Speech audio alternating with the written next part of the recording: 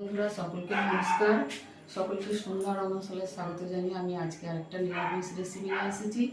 আজকে একটা প্রচুর খুব সুন্দর একটা রেসিপি তৈরি করব। তো আশা করছি এটা আমাদের ভালো লাগবে। প্রচুর যাদের খেতে ভালো লাগে না বা একরকমভাবে রান্না করে খেতে খেতে যখন ভালো লাগে না তখন অন্যরকমভাবে রান্না করলে তখন সেটা সুস্বাদু হয়। তো আমি সেই রকম একটু অন্যভাবে রান্না করব। তো আপনারা প্রথম থেকে শেষ পর্যন্ত দেখবেন আমি কীভাবে রান্না করছি। এখন আমি এখানে উনুনের কড়াটা বসিয়ে দিয়েছি, গরম হবে কড়াটা। তেলটা গরম হয়ে গেছে, এই কচুগুলোকে তেলে ভেজে নেব। এইভাবে কচুগুলো কেটে নিয়েছি, ছোটোগুলোকে গোটা রেখেছি।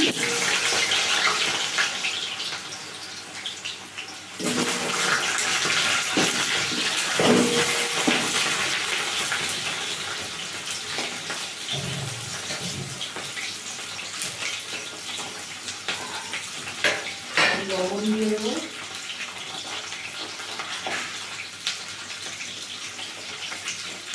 হলুদ দেবো না বন্ধুরা, আমি আগেই বলেছি আমাদের একটা অসুবিধা হয়েছে, হলুদ সরষের তেল খেতে নেই।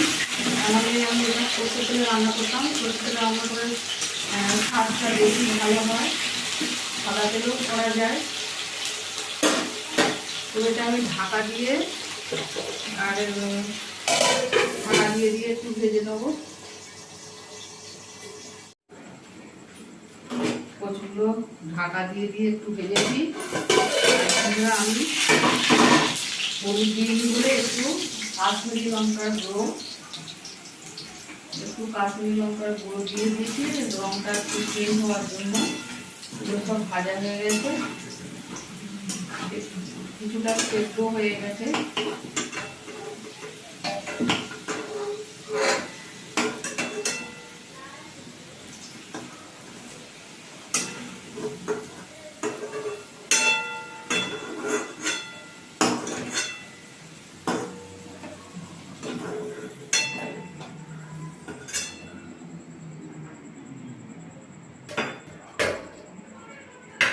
ভাজাগুলো তুলে নিলাম, এবারে একটু করবো।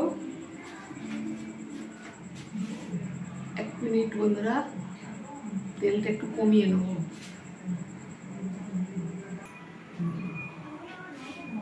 খানিকটা তেল একটু কমিয়ে নিলাম, এবার ওতে একটু ফোড়ন দিয়ে দেবো, কালো জিরে আর শুকনো লঙ্কা।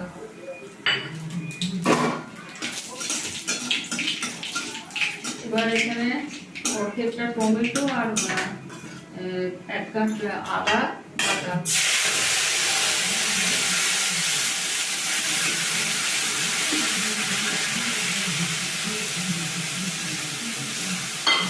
আমি ছিলে রেখে পেয়েছি এগুলো।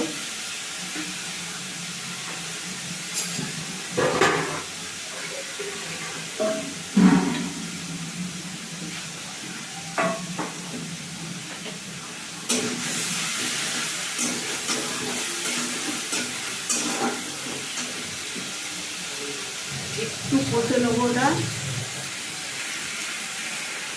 এর সঙ্গে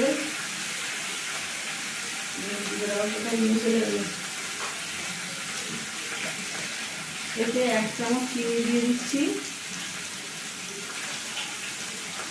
এতে রংটাও একটু লালচে হবে, তরকারিটা খুব একটা সাদা দেখাবে না।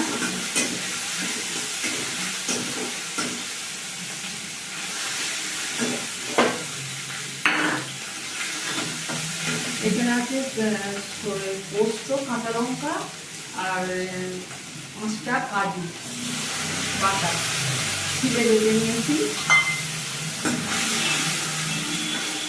এদের পোস্ত আর সরষে বাটা দিয়ে করলে খুব সুন্দর খেতে হয় বন্ধুরা। তো আমি যে কোনো 2 রকম পোস্ত যে কোনোটা দিয়ে করা যায়। তো আমাদের খেতে নেই বলে আমি ওটা দিতে পারলাম না, তাই একটু কাজু দিয়ে দিয়েছি।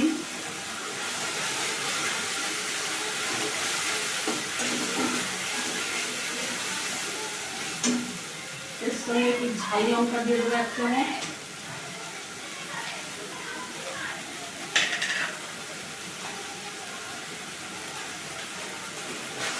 আর একটু কাশ্মীরি লঙ্কা গুঁড়ো দেবো, এই হাফ চামচের মতো দিচ্ছি, হাফ চামচ একটু বেশি।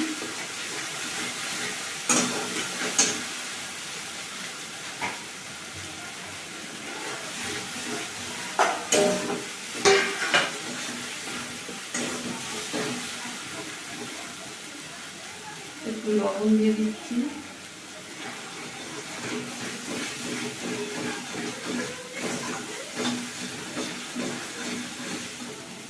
খুব ভাজা কচুগুলো দিয়ে দিলাম। কম মশলায় অতি সহজে এই রান্নাটা হয়ে যায় এবং খেতেও খুব সুস্বাদু হয়। আপনারা একবার হলেও এই রান্নাটা করে খেয়ে দেখবেন, অবশ্যই আপনাদের ভালো লাগবে। ভালো লাগলে লাইক শেয়ার কমেন্ট করবেন। আর ইউটিউব থেকে দেখলে সন্ধ্যা রন্ধনশালা চ্যানেলটিকে সাবস্ক্রাইব করবেন। সব কিছুই আমার দেওয়া হয়ে গেছে। লাস্টে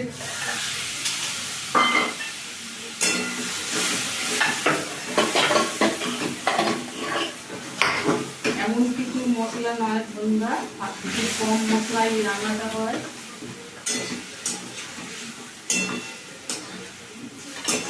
খুব বড় বড় আছে কচুগুলো, একটু সেদ্ধ হবে।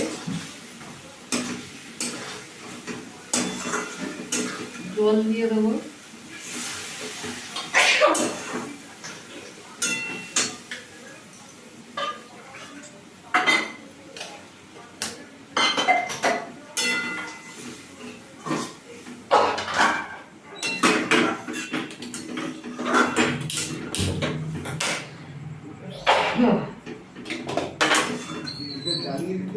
দিয়েছি, এবার ঢাকা দিয়ে দেবো। এটা ঢাকা দিয়ে সেদ্ধ হবে।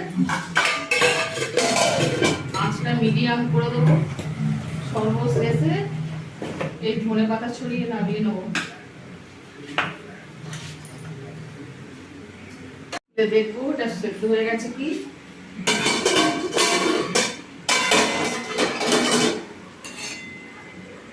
সেদ্ধ হয়ে গেছে বন্ধুরা, দেখুন বসে যাচ্ছে, সেদ্ধ হয়ে গেছে। এইবার এতে ওপর থেকে ধনে পাতা ছড়িয়ে দেবো, দিয়ে নামিয়ে দেবো। অসাধারণ খেতে হয়, অসাধারণ খেতে হয়। আপনারা অবশ্যই একবার খাবেন, দেখবেন যে সত্যিই এটা কত ভালো খেতে হয়।